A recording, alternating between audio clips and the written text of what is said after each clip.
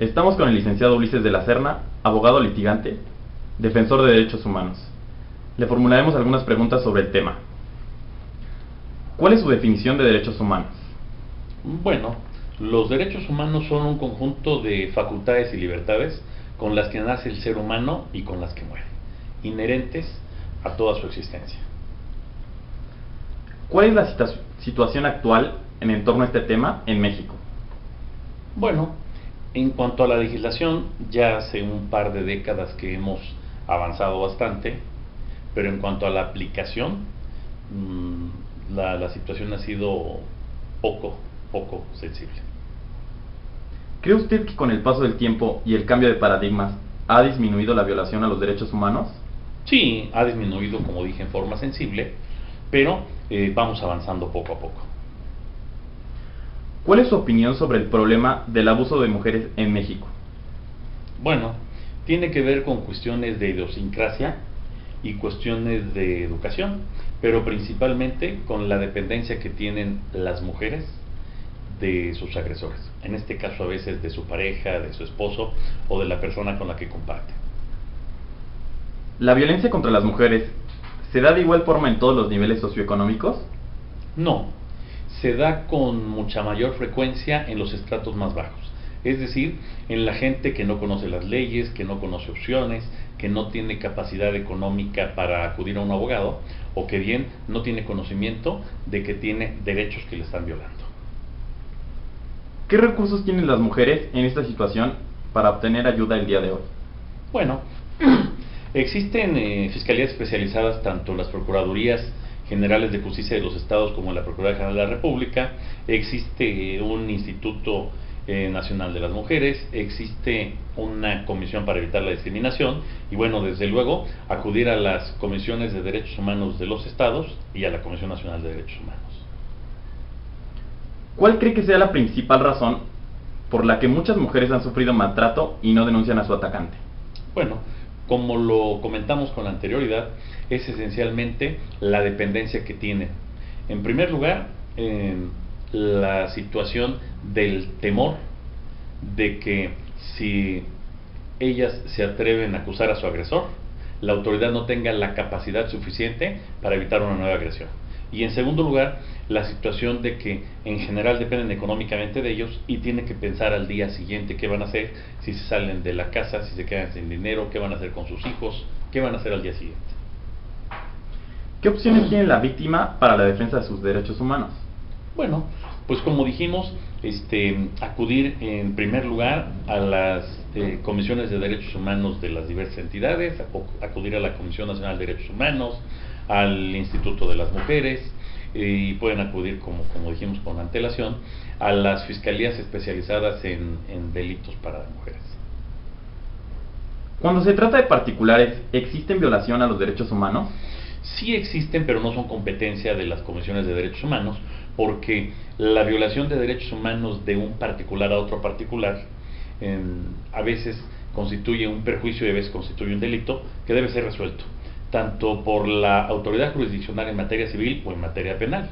Las comisiones de derechos humanos no son competentes para emitir recomendaciones en contra de particulares. ¿Cuándo son competentes las comisiones de derechos humanos para intervenir en las violaciones?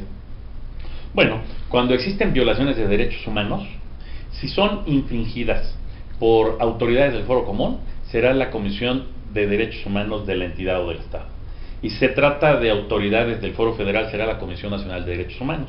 Esto es, cuando se analice el asunto y se demuestre que la violación existe, entonces tanto la Comisión Estatal o la Comisión Nacional de Derechos Humanos tiene facultades para emitir una recomendación y entonces ya sea iniciar un procedimiento administrativo en contra del servidor público que abusó, especialmente hacer que cese la violación de derechos humanos y en su caso iniciar una acción penal. Entonces, ¿quiénes pueden violar derechos humanos? Bueno, pueden violar derechos humanos particulares, pero también autoridades. Cuando lo violan los particulares, pues serán competentes para dirimir esa controversia los órganos jurisdiccionales civiles y penales. Y cuando las violaciones se deriven de actos de autoridad con motivo de su desempeño, es decir, en ejercicio de sus funciones o con motivo de ellas, entonces serán competentes la Comisión de Derechos Humanos de la entidad o la Comisión Nacional de Derechos Humanos en su caso. Perfecto. Actualmente, ¿cuántos casos atiende? 32 casos. De los casos que ha atendido, ¿qué porcentaje tiene una sentencia condenatoria contra el atacante? Bueno, en tratándose de derechos humanos, no existe un atacante, existe una persona que viola los derechos humanos de la persona, y no se emiten sentencias, sino se emiten recomendaciones. Entonces, no existe sentencia ni... No existen sentencias, existen recomendaciones que emite la autoridad con base en el procedimiento que elabora, que ejercita, y al final, si es procedente o si se considera que existió violación a los derechos humanos, se emite una recomendación que, conforme a las leyes locales, constituciones locales y a la Constitución Federal, debe ser acatada por la autoridad, pero que pocas veces se resuelve. Entonces, si existe una persona que materialmente viola los derechos humanos de otra persona, ¿cuál es el procedimiento? Bueno, tratándose de personas del derecho privado o de personas físicas, cuando una persona viola los derechos humanos de otro, corresponderá, si se trata únicamente de cuestiones relacionadas con los bienes o con el patrimonio, que lo resuelva la autoridad jurisdiccional civil. Si se trata de derechos humanos, en donde la gente sufre una lesión, menoscabo o se comete un delito en su contra, entonces será competente el órgano jurisdiccional del fuero común o del fuero federal en su caso.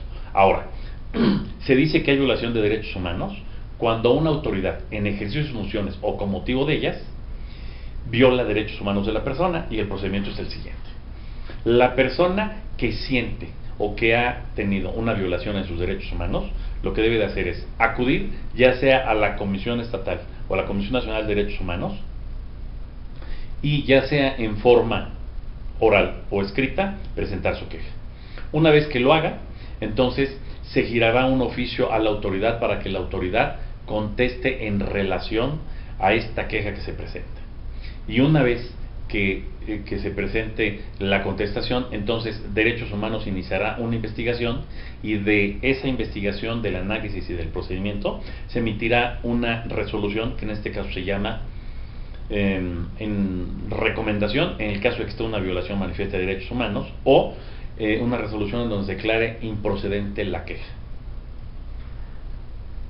Entonces, cuando una persona viola los derechos de otra, no siendo una autoridad, sino siendo personas físicas, ¿se acude ante un juez penal?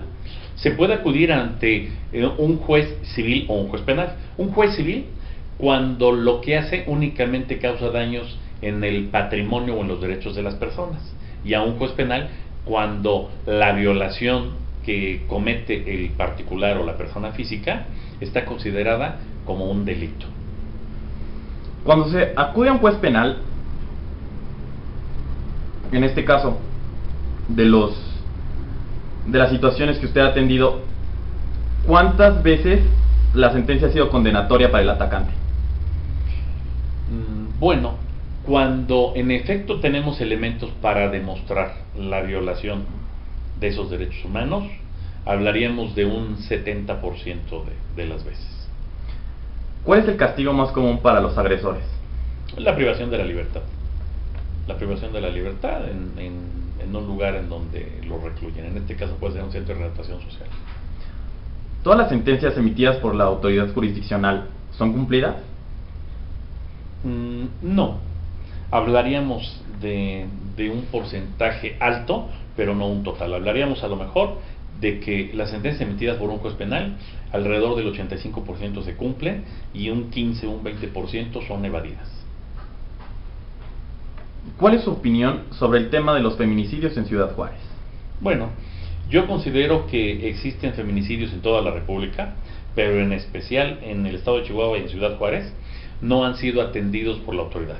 En principio no ha habido una labor de prevención, y consideramos que la vigilancia que ellos debieron haber provisto a los lugares en donde se realizaron los feminicidios no existió. Yo creo que existió una omisión manifiesta de la autoridad para defender los derechos humanos de las muertas de Juárez. ¿Conoce usted alguna iniciativa propuesta por la Comisión Nacional de Derechos Humanos para tratar de frenar esos feminicidios? No, de hecho ellos no tienen facultades para proponer leyes. Sin embargo, sé que tanto la Comisión de Derechos Humanos de todos los estados como la Comisión Nacional de Derechos Humanos se han acercado a sus legisladores y han propuesto cambios a nivel de constitución local e incluso federal.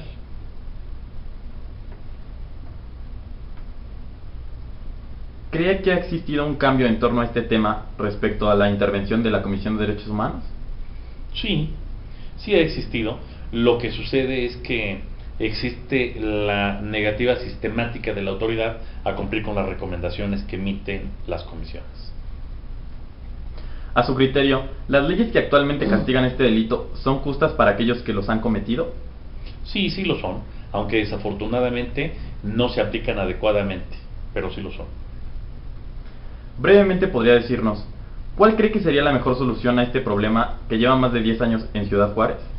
Bueno, pues como dije con antelación, en principio debe de haber una política de prevención.